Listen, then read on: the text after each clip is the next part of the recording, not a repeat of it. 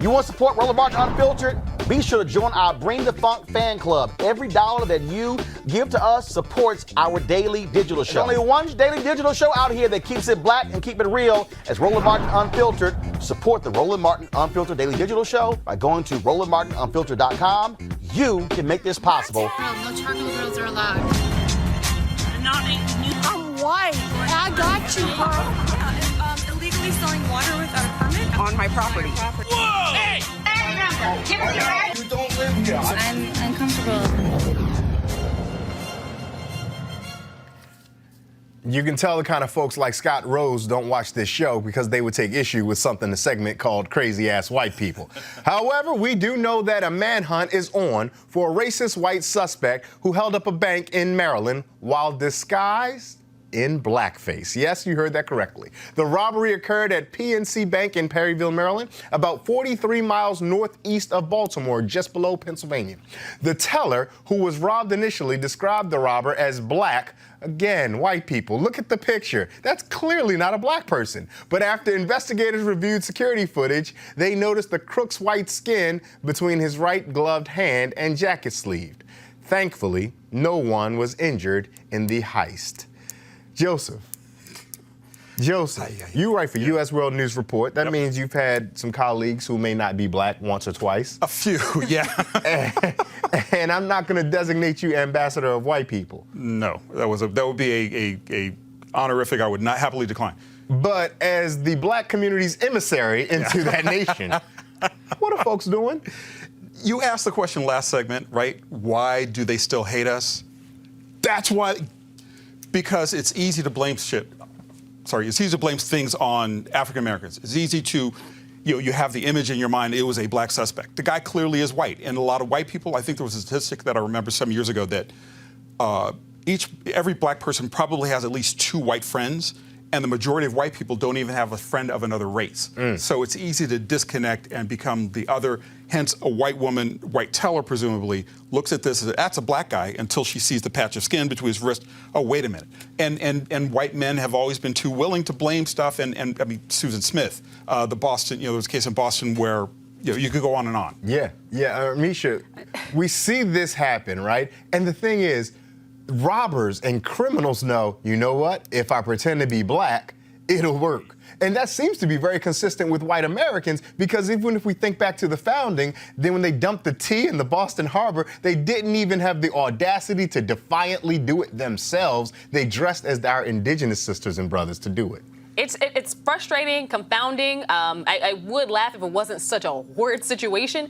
At the end of the day, the part that disturbs me the most about that video is that the teller actually said that it was a black man. Anybody watching this knows that this was somebody in blackface. Nothing about that man was black.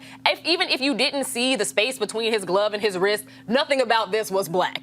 So I think that was disturbing in and of itself. But also the intensity that a lot of people across white America have to always place criminality on black individuals. And I think that this speaks more to that than anything else, because it is easier to swallow that a black man could do something like this for them than it is for the expectation that it could happen from somebody who looks just like you.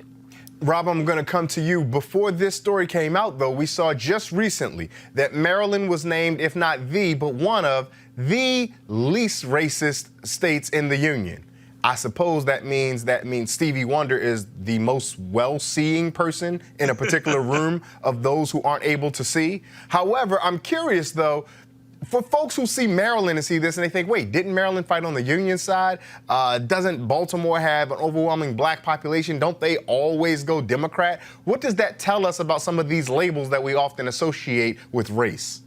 Yeah, so this is just a clear example, particularly looking at the teller's the teller's first statement that, oh, this was a black man, that no one can be colorblind. I hate the term when people say that I'm colorblind, because one, you're not, clearly, and if you are colorblind, what that means is you just don't see us, you don't see our experience, but you do see a color, because she said he was black, and he's not black. She just saw black and just assumed that it was black because in our head, it's subconsciously there. The construct of racism is so ingrained in the DNA. that it's going to take. I think it's going to take centuries to really get it out of us. If we can get it out of us, and we have to continue to work to make sure that we do that. So just because you vote Democrat, just because you voted for Barack Obama and whatever, just because you have a black friend, you might have two black friends. You are still susceptible to being racist. And that includes black people, too. We're often harder on black people than even white people are. I enjoy this. When I see it, I think about that person pretending to be a black person. I think about the memes that I see on Twitter where it has the actor from Boardwalk Empire, whose name is escaping me right now. He has a skateboard on his shoulder. Hello, fellow kids. Let's all go hang out and do teenage things, fellow teenagers. Yes, I am a black man. Well, it's interesting. You asked about what this says about the state of Maryland, how liberal it is. I mean, that Perryville is about 20 miles from where my parents live in Harford County. Harford County used to be a sundown area. I mean, it is not. I mean, Maryland has a reputation, but there are people who are living on the Eastern Shore, including my father, who's from there.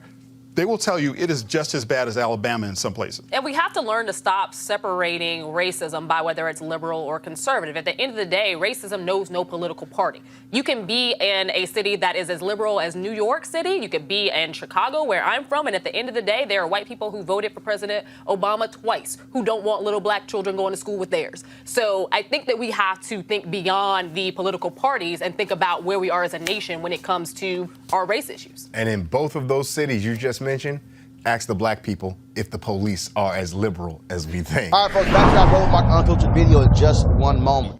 On Monday, February 3rd and Tuesday, February 4th, the National Leadership Conference is issuing a call to action. Next year will be a critical year for the nation and a year of existential threats for the African American community, for the potential continuation of devastating Trump administration policies, to a census cynically designed to undercut our community, to national, state, and local elections. The African American community needs to be organized and assert the full force and power of our communities, including electing people who will champion our interests. The conference will be called with a sense of urgency that concludes with a specific action plan for African American leaders to take back to their communities.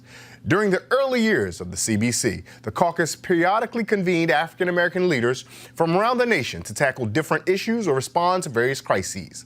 As the nation, and in particular our community, is experiencing the most hostile administration since the 1950s, the time is right again for the CBC to step up and convene leaders from around the nation. The goals are to initiate a CBC-led national call to action to mobilize African American participation in the 2020 census, voting rights, and the CBC legislative agenda, to promote and support other organizational efforts affecting the African American populations like labor, students, local elected officials, and faith communities.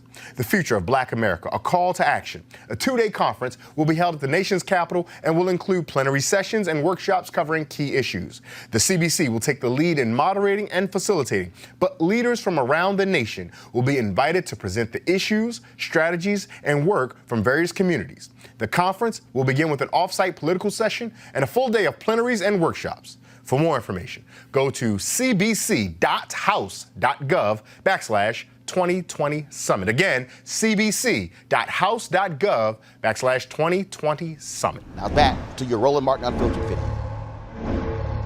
You want to check out Roland Martin Unfiltered? YouTube.com/Roland S. Martin. And subscribe to our YouTube channel. There's only one daily digital show out here that keeps it black and keep it real. It's Roland Martin Unfiltered. See that name right there?